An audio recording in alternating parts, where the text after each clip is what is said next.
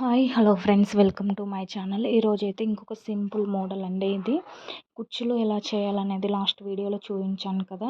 ఈ వీడియోలో మనము చాలా సింపుల్గా 3 బీడ్స్ గోల్డ్ బీడ్స్తో ఎలా చేసుకోవాలనేది అయితే ఫస్ట్ అయితే 2 గోల్డ్ బాల్స్ అండ్ ఒక కుచ్చు తీసుకోవాలి.